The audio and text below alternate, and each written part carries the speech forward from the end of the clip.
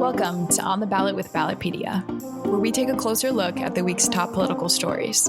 Ballotpedia connects people to politics by providing neutral, nonpartisan, and reliable information on our government, how it works, and where it's headed. We're here to give you the facts so you can form your own opinion. I'm Victoria Rose, and thanks for being with us. Today, we're looking ahead to the elections taking place in the early stages of the new year. Here to help us break down the races and the stakes is staff writer Doug Kreneisel. Welcome back to the show, Doug. Hello, Victoria. It's been a few weeks since you've been on. How are things? Going all right. Just doing the post-election work and analyses. A bunch of stuff that I'm sure we'll talk about in the future. Looking forward to that. And how are your holiday plans going? Good Thanksgiving. I had actually 3 Thanksgivings, I think. One of them kind of, might have counted as a Thanksgiving, might not have. But there was definitely a lot consumed over that weekend. Very well. Let's turn to elections. There are 3 high-profile races happening in the first few months of 2023 that I'm hoping we can chat about. But first, I figured let's wrap up this year. Georgia held its Senate runoff election between Democratic incumbent Raphael Warnock and Herschel Walker on December 6th. What was the outcome of that race? So late Tuesday night, Raphael Warnock beat Herschel Walker 51 to 49%. That runoff race in Georgia resulted from neither candidate receiving 50% of the vote in the general election back in November. Warnock and Walker were the top 2 vote getters, with Warnock winning 49.4% to Walker's 48.5%. And how was the turnout in the runoff election? I remember that Georgia updated its election laws after 2020, and one of those changes shortened the amount of time between the general election and the runoff. So does that seem to have had an effect? The change, which was Senate Bill 202, did shorten the time period. If you remember, in 2020, those runoffs happened at the start of 2021. So about a month earlier, this runoff took place. Right now, it looks like a little more than 3.5 million voters cast ballots in the runoff. That's down from 3.9 million in the general election. That's around a 10% decrease, but historically, turnout is always lower in Georgia's runoffs. In the 2020 Senate runoffs, for example, the turnout dropped by around 9%. And that was with the control of the U.S. Senate on the line, hanging in the balance. So not really that big of a difference turnout-wise. But you also saw a ton of money coming into this race, with campaigns likely used, at least some of, to mobilize their voters. Open Research, which tracks money in politics, said this was the most expensive race of the 2022 cycle, with $401 million spent. We should also note that outside of Walker's loss, Republicans performed pretty well in Georgia. Governor Brian Kemp won re-election by over 7 percentage points, for example. Got it. So with Democrats picking up the final seat up for grabs, the party breakdown in the Senate is settled at 51 to 49, split between the Democrats and Republicans. That extra seat solidifies the Democratic majority in the Senate, so they won't need to rely on Vice President Kamala Harris's tie-breaking vote like they would if it was evenly split. Turning our attention to 2023, I figured it'd make the most sense if we chat about these upcoming elections in chronological order. We've got a few different races, state and local, so it should be a fun election. We're going to start with January 10th. Virginia is holding a couple state legislative special elections. Doug, which seats are up for grabs? There are 2 special elections happening in Virginia, one in District 35 of the House and another in District 7 of the Senate. And how did that vacancy in House District 35 come about? This is a special election that was called after Mark Keim, a Democrat, resigned from the seat on September 6th to take a job with the International Trade Administration in the U.S. Department of Commerce. And who's running to fill his seat? Each party has a candidate vying for the seat. Democrat Holly Seibold, who's a former 4th grade teacher and a businesswoman now, and Republican Monique Baroudi, who's an engineer that's lived in the district for over 25 years. Keim won re-election in 2021 with nearly 69% of the vote and had held the seat for more than 10 years. So we'll have to see if challenger Baroudi can flip it for the Republicans. Yeah, we'll be watching that. How about the Senate race in District 7? Republican Jennifer Kiggins vacated the seat after holding it since 2019. She defeated Democratic incumbent U.S. Representative Elaine Luria in the general election in November and flipped Virginia's 2nd congressional district. Vying to replace Kiggins will be Republican Kevin Adams, who's a Navy veteran, and Democrat Aaron Roos, who's a Virginia Beach councilman. Now, this race is really interesting because of how narrow the majority control in the Virginia Senate is right now. In that 40-member chamber, Democrats currently hold 21 seats, and Republicans held 19 before Kiggins' resignation. So if Adam wins and retains a seat for Republicans, we'll stay at that 21-19 divide, while a win for Roos would expand the Democratic majority to 22 seats. But I'm sure we will be talking a lot about the Virginia Senate this year. The chamber is up for election this November for the first time since 2019. And since then, Republicans have flipped control of the state house in 2021. So potentially some balance of power implications at the state level in both of those races in Virginia. On the last day of February, there's going to be a general election for the mayor of Chicago, the third biggest city in the country. There are a whopping 9 challengers going up against Democratic incumbent Lori Lightfoot. Lightfoot assumed office in 2019, winning a runoff election with 74% of the vote, and is seeking a second term. So what's her competition look like? The highest profile challenger in the mix is Democratic U.S. Representative Chuy Garcia, who represents Illinois' 4th congressional district and has held elected office in the area since 1986. He's once ran for mayor before, unsuccessfully, of course, against former Democratic Mayor Rahm Emanuel in 2015. But he did manage to get 44% of the vote in that runoff election. So he's considered to be some of Lightfoot's biggest competition, and early polling supports that. The favorite among progressive voters is Cook County Commissioner Brandon Johnson, who's received endorsements from the likes of the Chicago's Teachers Union and other labor unions.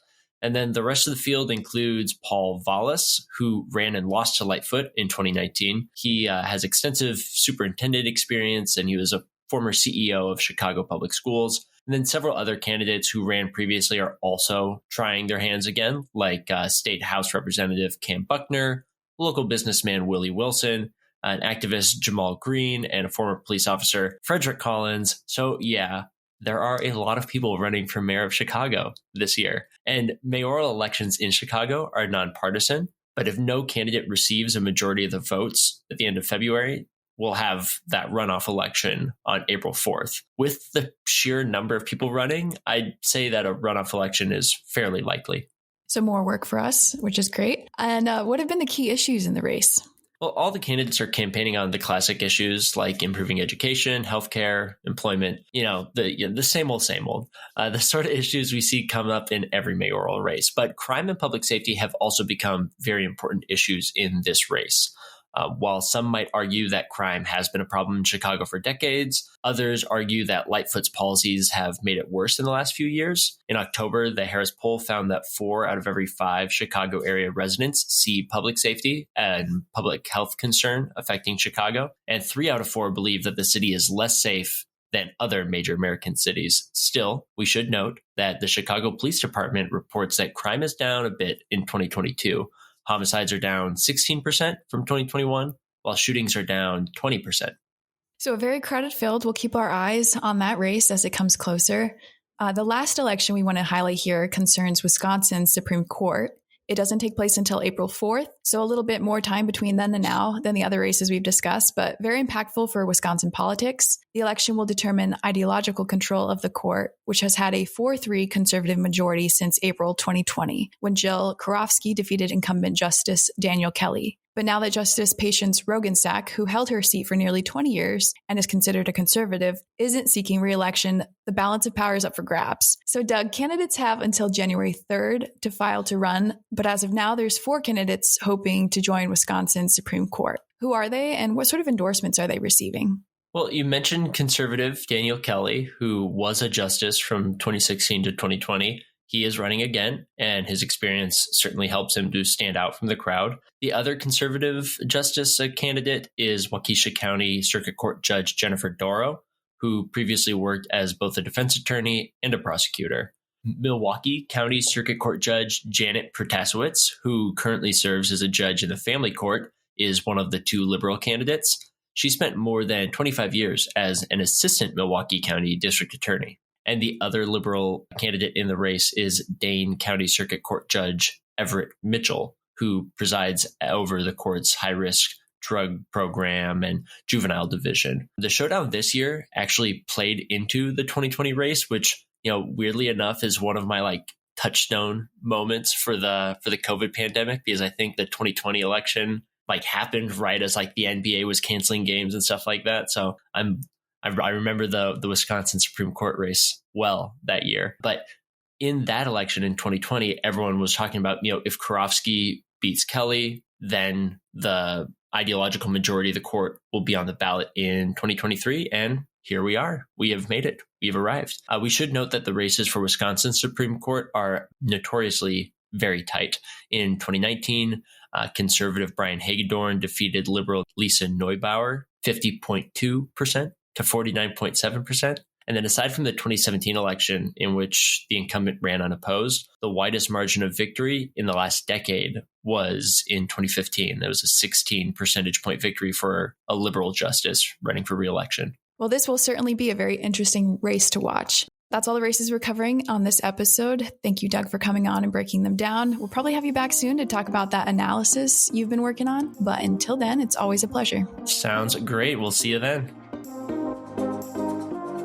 Hey everyone, this is Jeff Palais, Ballotpedia's editor-in-chief. The Ballotpedia Fellows Program gives high school and college students interested in politics a service opportunity that helps develop subject matter expertise in political research and analysis. Fellows play an instrumental role in helping us expand our data-driven analysis of American politics and increase the amount and quality of information available to voters about their local elections. To learn more and apply, search Fellows at ballotpedia.org or via the link in our show notes.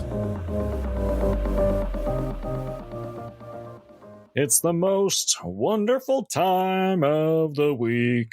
The whole podcast is, isn't it? And now to add to the joyousness of it is Footnote Facts with me, Paul Rader. In recent news, current House Speaker Nancy Pelosi declined to seek re-election to a leadership post in the Democratic Party, and Kevin McCarthy may run into trouble getting enough Republican votes to become the next Speaker of the House. So today's trivia is about Speakers of the House. And the question for you is this. What article and section in the U.S. Constitution includes the provision of the Speaker position for the U.S. House? More on that later. We've had 54 different people become U.S. House Speaker in history. Most of the time, it's been a relatively simple affair choosing them. Just representatives casting a round of ballots for electing a speaker and being done with it. But McCarthy may not have it so easy. And not long ago, Pelosi had similar issues with her own party getting reelected as speaker. But such intra-party strife is not unprecedented. It's just been a long time since a speaker election last took more than one round of ballots. And that was back in the 68th Congress from 1923 to 1925 when Frederick H. Gillette of Massachusetts won the speakership after 9 rounds of voting. 13 different speakers have faced multi-ballot elections, and all of those but Gillette's occurred prior to the Civil War. John W. Taylor of New York was the only one to face a multi-ballot election to the position twice.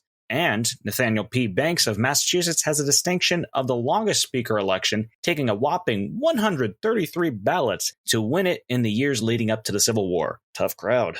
Now, when McCarthy or whoever else in the Republican Party becomes the next Speaker of the House, they will be the 55th different person to do so. But current Speaker Pelosi was actually the 52nd different Speaker because she has served non-consecutive terms. She was in the position previously from 2007 to 2011, and John Boehner and Paul Ryan served as House Speaker after her. She's the 7th Speaker to serve in that capacity non-consecutively, but it's been a long time since it last occurred. And that was Democrat Samuel Rayburn of Texas, who also holds the record for longest speaker tenure, clocking in at 17 years, 2 months, and 2 days total before he passed away in office. And Rayburn had 3 different stretches as speaker, trading the position back and forth with Republican Joseph Martin of Massachusetts when the Republican Party won the House majority in the 1946 and 1952 elections. And you may have also noticed that Massachusetts has come up several times in this segment, and that's because that state holds the record for most speakers with 8.